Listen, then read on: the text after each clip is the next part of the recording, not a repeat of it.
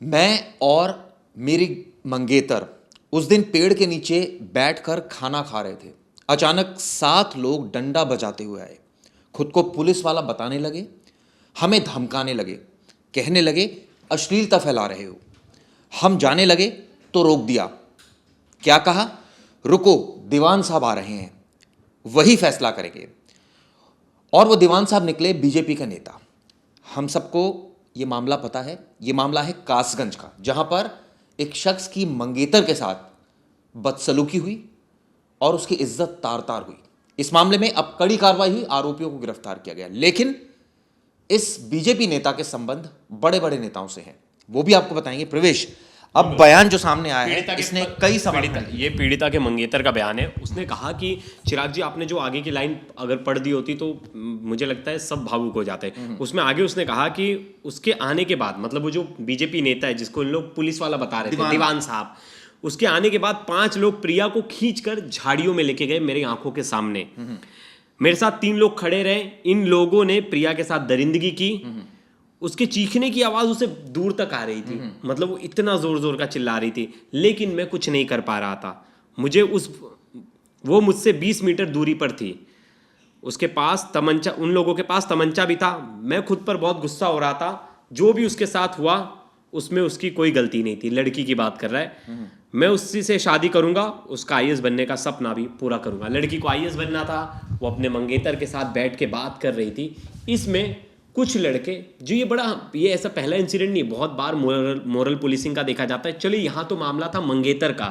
चिराग जी, बहुत बार होता है गर्लफ्रेंड बॉयफ्रेंड भी बैठे रहे, ये लोग पहुंच जाते हैं और मोबाइल पे फोटोज वीडियोज निकालने लगेंगे और धमकी देंगे कि तुम्हारे घर पे बता दूंगा, ये कर दूंगा। और ऐसे रेप केसेस हमने यूपी बिहार में बहुत सारे देखे। मोरल पुलिसिंग नहीं पता इन्हें कौन हक दे देता कि भाई आप बैठे हो वहां तो आप पहुंच जाओ। पुलिसिंग, ये तो पुलिस के नाम पर ये लोग क्या कर रहे थे? ये गुंडे हैं। ये सीधा सीधा इनको अगर गुंडा कहा जाए गलत नहीं होगा। अखिलेश प्रताप सिंह उर्फ गब्बर इसका नाम है, बीजेपी का नेता है। अब आपको बताता हूं कि ये बीजेपी का नेता किन विधायकों से जुड़ा हुआ है। आप सोचिए, पुलिस ने कई आरोपियों को गिरफ्तार किया, लेकिन ये जो तस्वीरें आ रही है ये हैरान करने वाली है। चिराग जी, बहुत लोगों का क्या कहना है पता है? कमेंट्स में क्या लिख रहे थे लोग?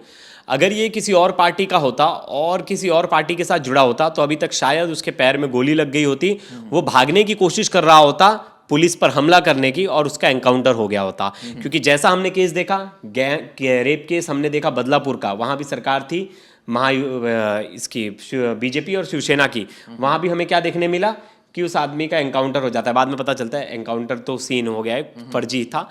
लेकिन अगर ये किसी और शख्स ने किया, उत्तर प्रदेश की है, सोचिए कासगंज की बात है। उत्तर प्रदेश में तो ये कहा जाता है ना कि लोग भी कहते हैं कि एनकाउंटर हो जाता है। तो ये लॉ एंड ऑर्डर भी बहुत स्ट्रिक्ट है। वहां कहा जाता है कि पुलिस का इतना ज्यादा दबदबा है कि पुलिस के आगे किसी की नहीं चलती। लेकिन वहीं दूसरी तरफ दूसरी पॉलिटिकल लोगों का आरोप है कि चिराग जी, एक लोगों को काफी छूट मिली है। बीजेपी के इसलिए बिल्कुल। अब उनका कहना है कि बीजेपी के हैं इसलिए उन्हें छूट मिली है, उनके खिलाफ सख्त कार्रवाई नहीं होती।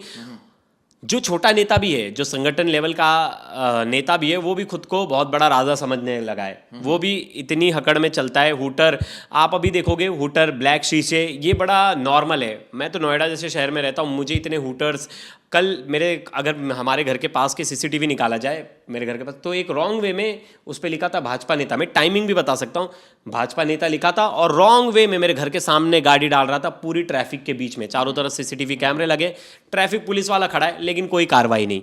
कोई उसे देख नहीं रहा, नजरअंदाज कर रहा है। लोग उससे गाड़ी साइड कर ले रहे क्योंकि ब्लैक कलर की स्कॉर्पियो है।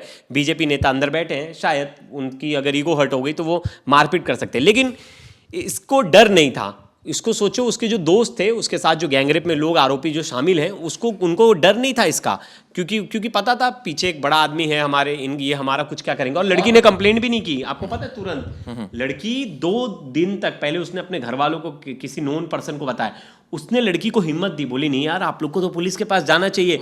लड़की अपनी लज्जा को लेके वो हो रही थी कि बाद में इसके बाहर गाँव या आसपास के जगह इसका नाम फैल जाएगा, जिसको लेकर उन्हें आगे जाके प्रॉब्लम हो। लेकिन इस मामले में जो उसका मंगेतर है, मुझे लगता है उसने बहुत अच्छी बात बोली। उसने बोला कि उसकी कोई गलती नहीं और मैं उसी से शादी करूंगा और उसे आईएएस भी बनाऊंगा। एक और बयान सामने आया। एक दिन बाद भाजपा नेता हमारे घर आया, मंगेतर ने बताया, हम लोगों ने तय कर लिया था कि इस मामले को दबा देंगे क्योंकि शिकायत करने पर हमारी बदनामी है। लेकिन एक दिन बाद भाजपा नेता गब्बर प्रिया के घर आ गया। प्रिया किसी काम से बाजार जा रही थी, गब्बर उसको घूरकर धमकाने लगा। इसके बाद हमने तय किया कि शिकायत करेंगे, नहीं तो ये लोग हमें ऐसे ही परेशान करते रहेंगे।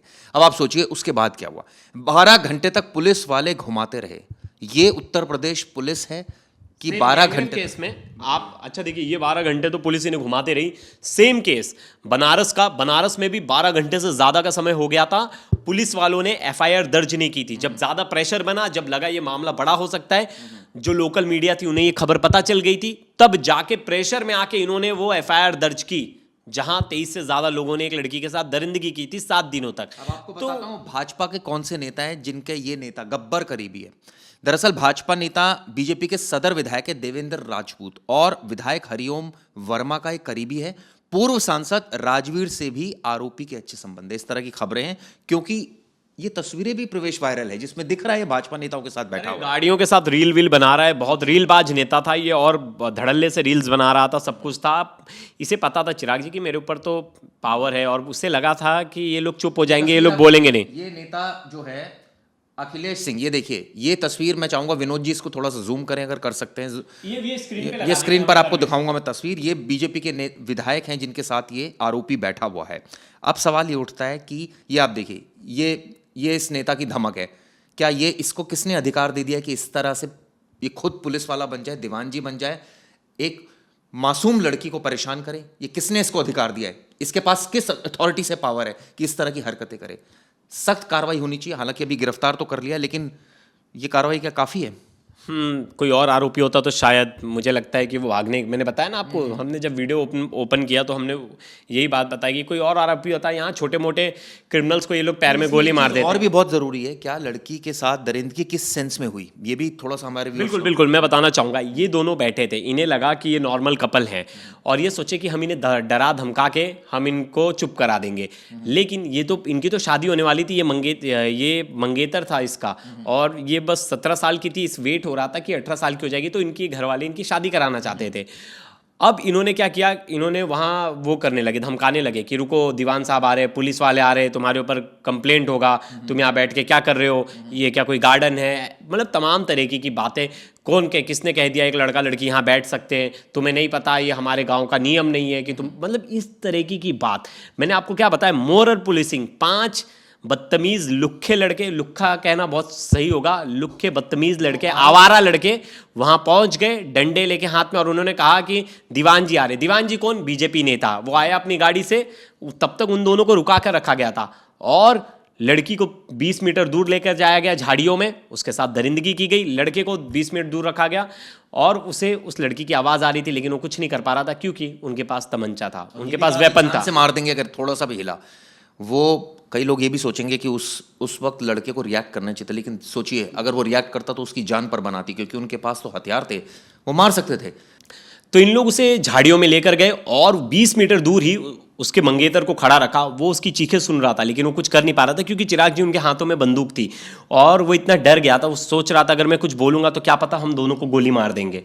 लेकिन एक चीज़ अब अच्छी मंगेतर की तरफ से आई है कि वो शादी उसी से करेगा, और पुलिस ने कार्रवाई तो की, लेकिन अभी भी 2 आरोपी दोस्तों अभी भी फरार है। सवाल ये उठता है, ये बीजेपी के नेता, ये नेता नहीं, ये दरिंदा है बेसिकली। जिस तरह से इसने हरकत की, इसको सख्त से सख्त सजा मिलनी चाहिए। और लोग पूछ रहे कि इनका क्या बुलडोजर एक्शन इन पर भी होगा, क्योंकि बहुत सारे लोगों का सवाल है, हमारा भी सवाल है कि आप बुलडोजर एक्शन होगा, क्योंकि देखिए हम भी इस चीज़ को सपोर्ट नहीं करते, लेकिन जहां ऐसी कोई चीज़ आती है, अगर कोई आरोपी किसी दूसरे पक्ष से है तो उस पर तुरंत धड़ल्ले से बुलडोजर एक्शन हो जाता है। लेकिन जहां आरोपी का पता चल जाता है कि वो ऐसी पॉलिटिकल पार्टी के साथ जुड़ा हुआ है कि जो कि रूलिंग है और उनके खिलाफ कोई एक्शन नहीं होता, तब जाकर बहुत सारे सवाल खड़े होते हैं। यही सेम केस चीज़ और भी प्रवेश में आ रही है, कई लोग ये भी कह रहे हैं और क्या एक्शन होगा, अरेस्ट कर लिया बाकी केसेस में क्या होता था चिराग जी? बाकी केसेस में क्या होता था? आप एमपी का केस बताइए, बहुत सारे जगह केसेस थे।